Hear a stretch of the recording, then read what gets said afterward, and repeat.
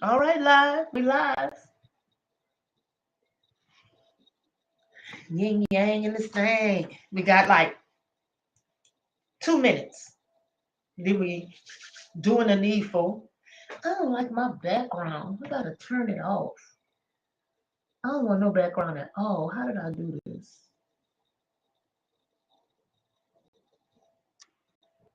Let me turn this off and see if that does anything. I don't want no background.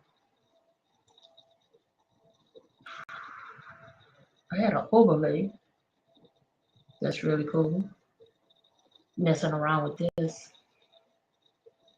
Then we had these video clips.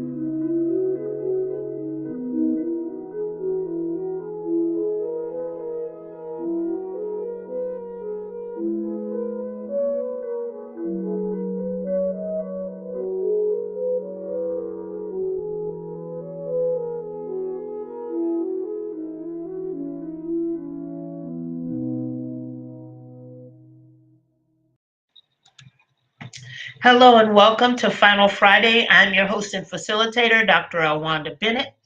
I'm looking forward to spending time with you this afternoon and to talk about teamwork inside of project management.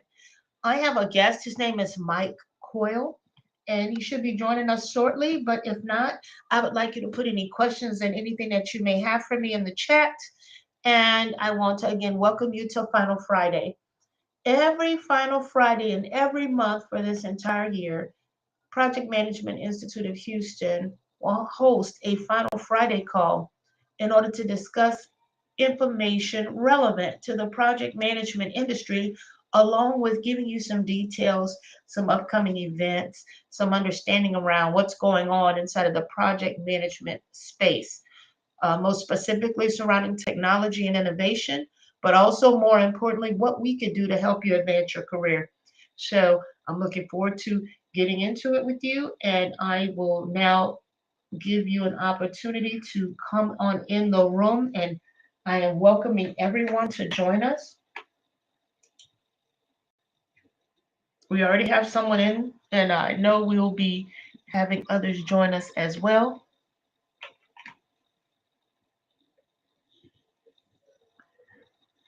Thank you for liking my background. It's Wakanda.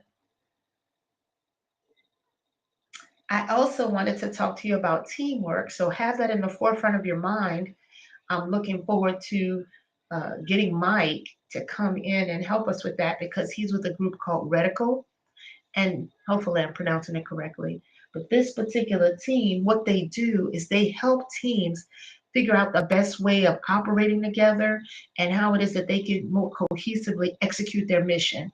That's really what Mike Coyle is all about. And he and his team will be doing a specialized training for us in the Project Management Institute for Houston on something called psychological safety.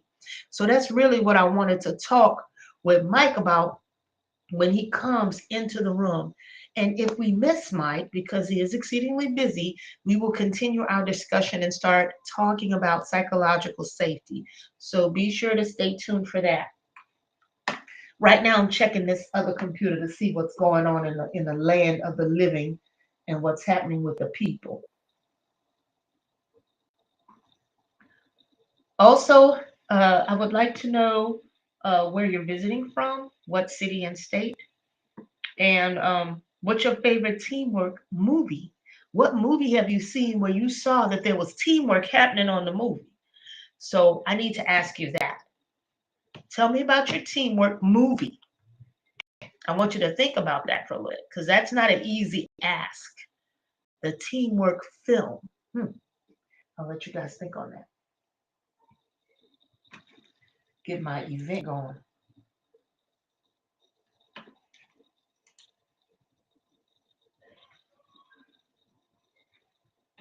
Teamwork movie, and I'll give you 8 seconds to come up with that. I'll give you about 8 seconds.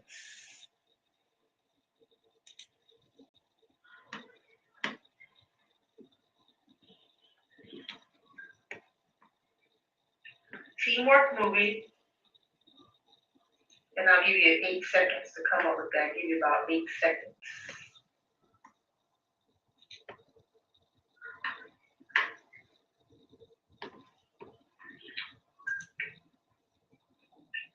Teamwork movie. All right. Ooh, remembering the Titans. Oh, hey, Kevin. Good to see you. Thank you for coming in from Houston. I see my Houston family's here. I want to talk about psychological safety in teams. I'm waiting for Mike Coyle, but absent Mike, I wanted to know your teamwork movie, the movie where you saw the teamwork actually happening. And Madison's come through with Remembering the Titans. Oh, okay. Saving Private Ryan. Okay, yeah, that was an excellent teamwork movie. Um, Hi, Kevin. So good to see you. A couple of things come to mind when you said, okay, so first of all, I wanted to do Saving Private Ryan. On that one, it took tremendous bravery and sacrifice in that movie. That's what I got from that. And I also saw that they had to have times where they were intentional in their bravery. In fact, it takes courage to put yourself at risk. And that's what we're talking about in the psychological safety area. So I'm glad that you mentioned Saving Private Ryan because that one had a lot to do with just getting out there, making yourself available, even putting yourself in harm's way. That's a lot about what psychological safety is about. I also saw Remembering the Titans, and that movie is very powerful for both teamwork and leadership. It had like two prevailing themes in that movie. And again, the psychological safety was what was at the heart of each of those teams functioning well. So I want to get into the heart of that. Uh, I want to wait for Mike, but I'm really excited. So, just to be clear, psychological safety is the ability to come into a situation and to be able to speak your heart without being attacked. So, what could that look like? Some of these movies, especially the Saving Private Ryan, that's a military sort of movie, and in a military construct, they will always have something where the younger guy, the private, would go to a commanding person and say, "Sir, do I have your permission to speak freely?" And then he would grant it. That granting of permission to speak freely, that is psychological safety. That is the invitation. He asks, can I express myself the way I need to? And then the leader says, yeah, you can go ahead and say what you got to say your way. Not with the words I would say or the good words, because sometimes we want to censor people as they're coming to us with either feedback or information or a report. We have a special way that we want to get this information. But if I grant you permission to speak freely, then you can feel psychologically safe to come across in any way you need to make sure that I understand your message. Because right now, there's a lot of blocks between management and the people that follow them. So, have a question for you in the chat. Have you ever wanted to say something but didn't necessarily feel comfortable saying it? Give me a Q if that's happened to you before, and give me a K if that's never happened to you. Give me a Q in the chat if you wanted to speak but you didn't feel comfortable saying what you had to say. Give me a K if that hasn't happened to you yet. And I'm watching the chat to see what's going on with you and seeing has that been anyone's lived experience.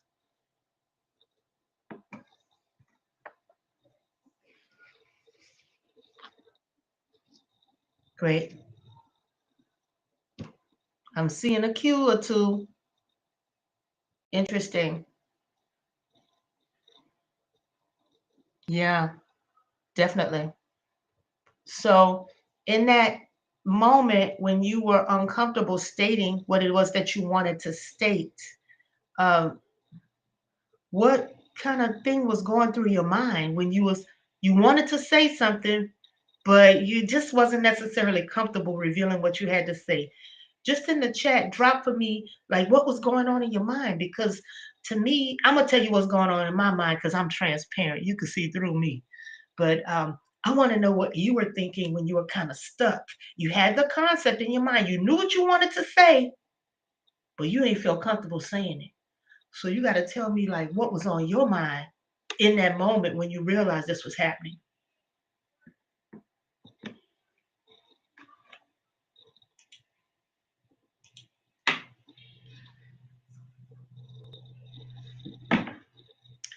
Oh, okay. I like what was stated here. Thinking of the outcome. Okay, that's a good one. So you were wondering, what would happen? What would be the repercussions and the consequences of you revealing your thoughts? Oh, you felt, oh, fear of judgment. Oh, I like what anger, disengagement, malicious compliance. Ooh. All of these things are the risks. These are the risks. You guys as a team have identified the risks with being in a conversation with someone where you didn't feel psychologically safe. Fear of judgment. A lot of people don't want to be judged. So they keep in the truth, they don't reveal it. Thinking of the outcome, meaning that they think there'll be some bad consequences and repercussions to being transparent and telling the truth. I've had that happen to me. I've actually told the truth and still got in trouble. It was not too good. Then I like what Kevin also put in there. He put in anger because you don't want to make anybody mad. Disengagement, where people sort of check out. Thank you. And then also, lastly, malicious compliance. And I want to see, Kevin, tell me if I'm describing malicious compliance correctly. Compliance is when they're going to go along with it, but only enough. They're going to do the army game with you where if you tell them to move the box, they'll just move the box, but they won't necessarily put it back where it belongs. They're just going to do what you said, enough to have done what you said, but they're not doing it in the full spirit with which you said it. They're just doing enough to stay employed, not necessarily you know, make good things happen. They're just doing it to do it. Is that what it is? When you say malicious compliance, am I describing it, the malicious compliance correctly in your mind?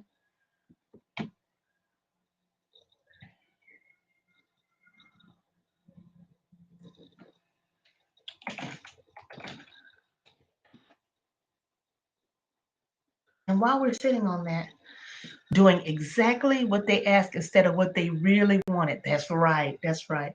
And I like that because we're real big in our organization about intent and discussing intent. That's okay. And discussing intent because sometimes people will say things and their intentions will not come across. That's another thing too. I think that there's a fear of being misunderstood. There's a fear of being misunderstood as well. No, along with the fear of gender, the fear of being misunderstood. I think that's happening a lot right now in those conversations surrounding diversity, equity, inclusion, and belonging. I think that those conversations are not necessarily going well because people don't feel psychologically safe because they're trying to dismantle racism. They're not exactly sure how to do that, and everybody's trying to learn this new tool set surrounding it.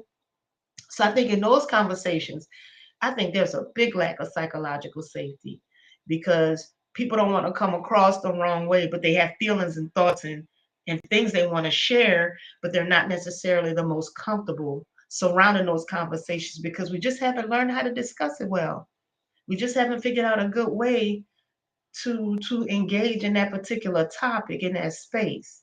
So at least that's what I'm finding. I don't know how it is for you, but when I talk to people about this whole issue surrounding the teamwork and the diversity, equity, inclusion, and belonging, there's kind of like a clash right now. And the reason the clash is happening is because you have backlash, then you have blacklash. You have people that are kind of exhausted with it right now. And especially with the economy turning, I see that there's a lot of reduction in that. And it seems to also be a clash between, what the management sees as effective and also the labor force. Again, there's a lot of return to work things, and I've noticed that there's conflict that has arisen out of that. So Right now, the best way I think to manage conflict is directly. A lot of people are doing a lot of conflict avoidance, the malicious compliance. Like, I'll give you an example. Let's say you have to go in 4 days a week now rather than the 3 or the 2 days a week. And they go in 4 days, but they work like 1 day of work over 4 days. They there every day. Like you asked, 4 days, they coming in. But they're only doing 1 day of work over the course of 4 days. Is that resonating with anyone? Is that making sense to you that people will come to work and kind of play like they're working, pretending like they're working, just because we're moving to the mandate of 4 day work week now? And I'll let that rest with you briefly because I feel like that's happening and that the productivity is going to go down simply based on the fact that people are kind of, the word I like to use is butt hurt about having to come back. They may not necessarily want to go back. So I'm finding that to be true across different organizations. I find that to be true. Um, so, how do you establish teamwork? How do you get to the psychological safety that I've been talking about? And I just want to give you some insight into that. Uh, it starts with trust. And the only reason I'm mentioning trust is because I feel like it's something that has somewhat been neglected. And the reason I say neglected, because I just don't hear a lot of information about it right now. And put a Y in the chat if you agree that you're not hearing a lot about it. And put an N in the chat if you are hearing a lot about it and I'm just not tuned into the same places that you are. So while you're doing that, I want to pull together my little spiel on the 13 trust behaviors because I believe that it'll be really enlightening for us to go through those trust behaviors together while we're sitting here talking about the psychological safety. Because I believe these 13 trust behaviors are the way to get to the trust level that is needed for people to feel psychologically safe. And let me see. Okay, sweetie McDeedy, what do I have? And what I'm going to do is share my screen with you so that I can take you through those 13 trust behaviors. And I promise it'll be brief and not boring because I don't like boring. Boring turns me off. And y'all know what I'm saying because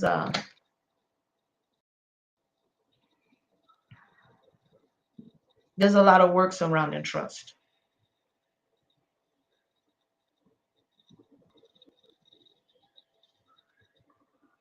Okay, I have a little book that I'm just gonna take you through the 13 trust behaviors in a single thing. And then if you want more, you can inbox me or write me if you feel that you want more surrounding that trust behavior. Okay, let me share my screen with you.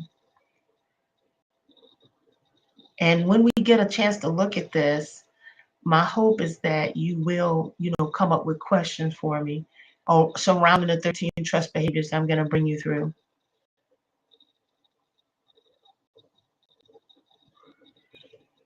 Great, I will share that with you.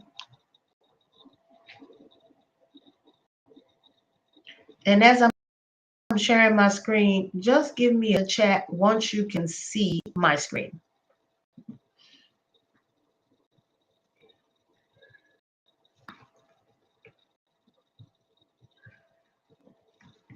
And I have it in a single pager, which I can send to you. These are the 13 trust behaviors of a high leader, of a high trust leader, but this is of an individual too. It doesn't just apply to the leader, it's also everyone on the team. So talk straight. That is the permission to speak freely that I was telling you about.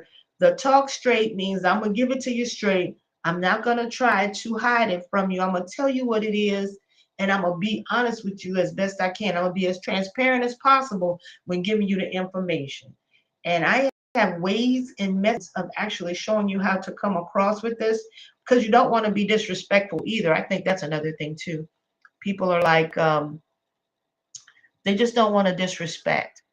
So they want to be very careful and caring in their way that they're telling you this stuff. Give me a moment. So if that's making sense to you, you can say more surrounding that. Here we go. Talking is the first trust behavior. The second trust behavior is demonstrate respect. And that's the area of psychological safety. That's like another step in the rung of the ladder to getting close to what it is that you want to achieve with the person that you're talking to.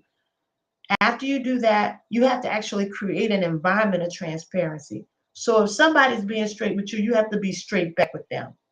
Meaning that right now there's a lot of layoffs and everything, and people's jobs are at risk, and there's a lot of uncomfortable or what I would call crucial conversations happening surrounding jobs. So you want to create as much transparency as possible, especially when people feel their jobs are at risk. And when people feel threatened, they move into that malicious compliance phase, kind of sort of like what Kevin was telling us. The next thing is righting wrongs. And I find this to be somewhat the most difficult step of all the trust behaviors, because people will be like, you know what? That was wrong, but I can't do anything about it. I always hear that. That was wrong, but really we can't fix it. You got to find a way.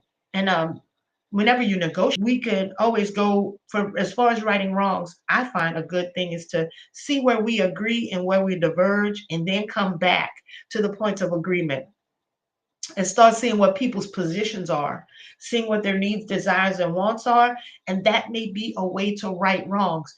Meaning that if you have 11 things that are, under contention, you go back and you agree on 7, and then the other 4, we have a problem.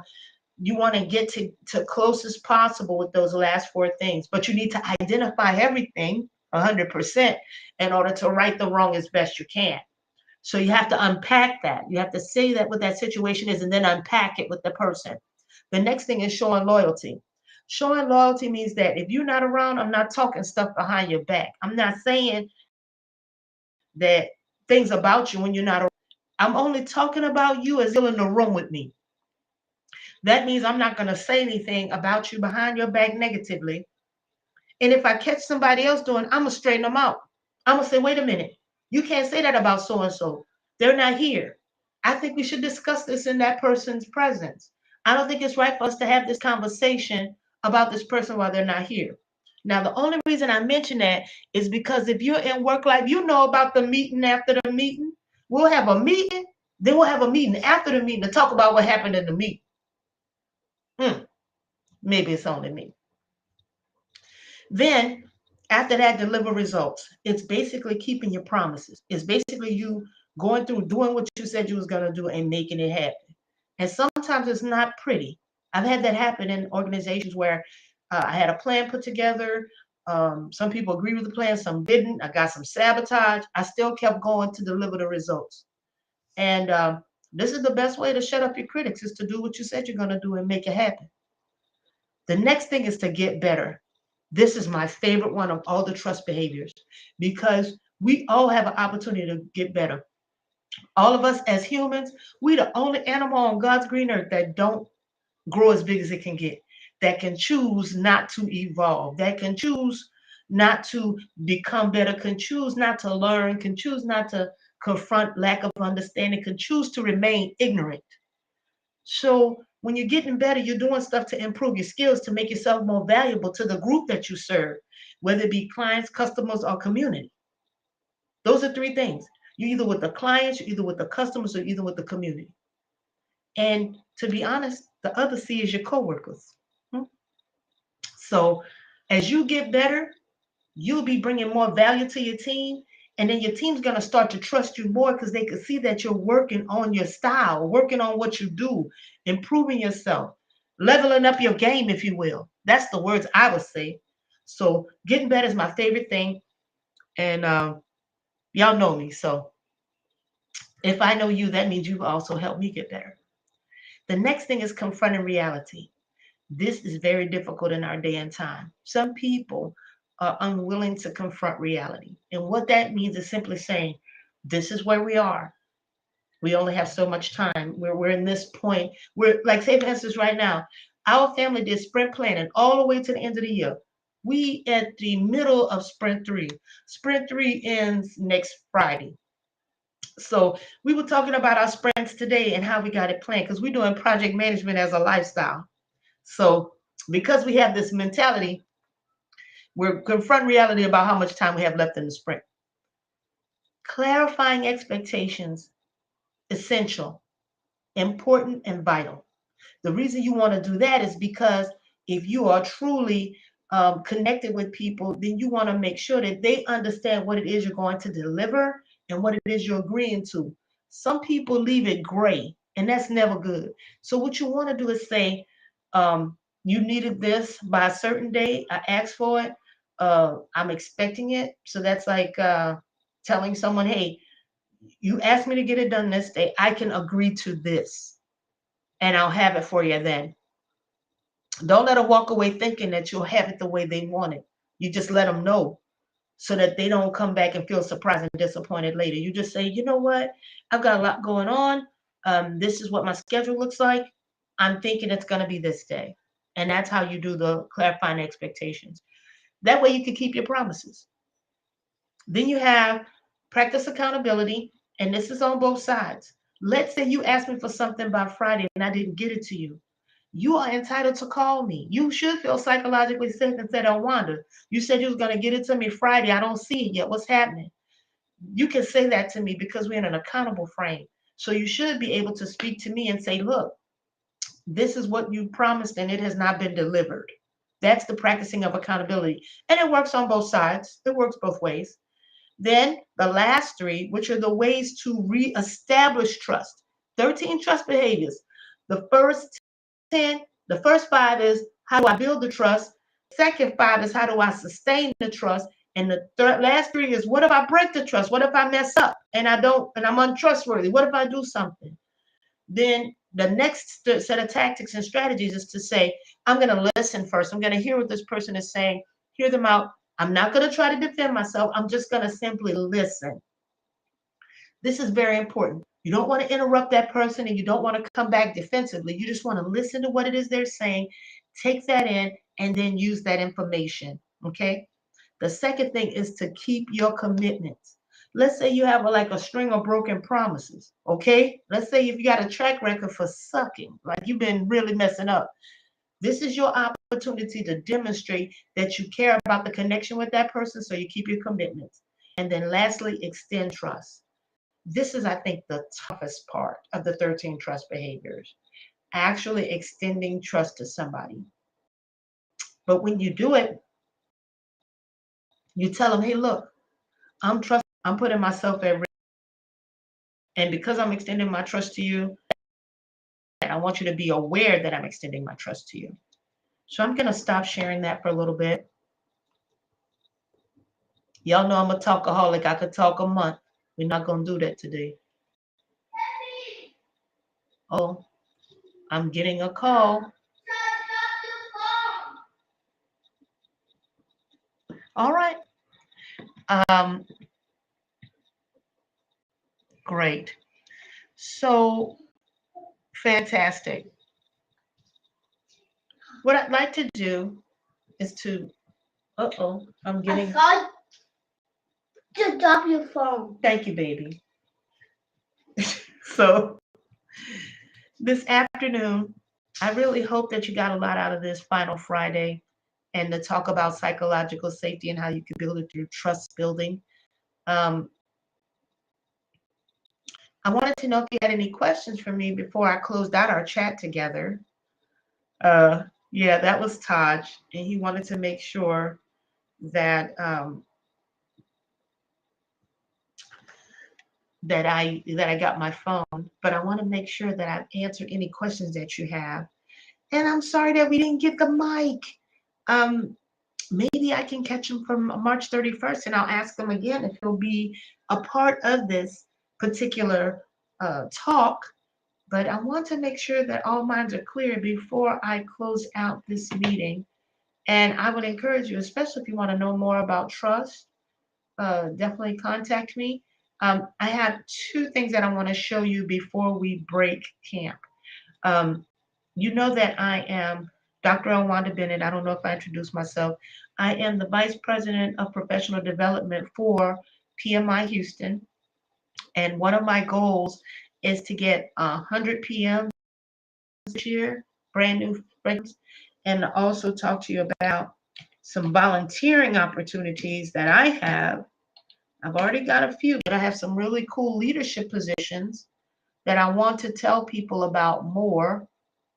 And these leadership positions uh, are, in my mind, exceedingly valuable in terms of what we'll be building for PMI Houston. And my computer is doing a sad thing right now.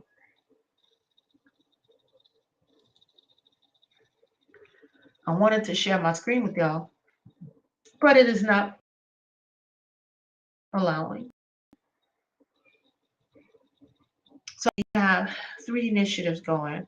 The first one is something called Future Forward. And Future Forward means that last year we only offered one course, one particular course, which is our PMP prep. But then now we're offering several courses. So we're offering PMI ACP. We're offering, which is your certification in Agile. We're offering the one for CAPM preparation. We're also offering the PBA, which is the professional business analysis. And also, you will notice that we also have a number of other programs like the portfolio management and the project management, and the one for renewables energy. For renewables, that's an exciting program. So I want to let everyone know about those. So that's the Future Forward, where we're now offering over 7 different certification trainings. And the cool thing about them is that they're in person. You know, a lot of stuff's virtual, right? In-person classes, and we really want to invite people to come into that and to start attending those. So those are important things that are coming. Second initiative is something called PM Ready. And PM Ready is where we get in high schoolers and people that are maybe freshmen in college to come together and start getting a PM certification. The method for doing it is extremely straightforward and simple. You study and you take the test. You have to do 47 questions in 50 minutes.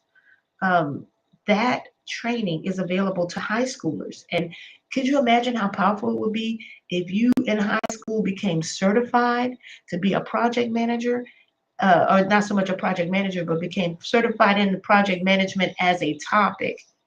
And then all of a sudden, after you graduated, you could actually go into the work field immediately. And let's see. Aside from PM Ready, the third thing that we're working on is a connection to our members, and it's called What's Your Why? What is your why? And that particular one is about why are you doing volunteering? And my team now, the board members at PMI Houston, they're all engaging with the membership to talk to the volunteers about why do they do the volunteering, because ours is a volunteer run organization. So everybody that's contributed at a time are volunteers, including myself. I'm a volunteer as well. So I want to thank everyone for their time. This was a really great call. I really look forward to engaging with you. Please reach out to me, especially if you have any questions about all of this. And I thank you for your time and attendance and coming in and helping me get us through this particular call together. Have a phenomenal day. Thank you.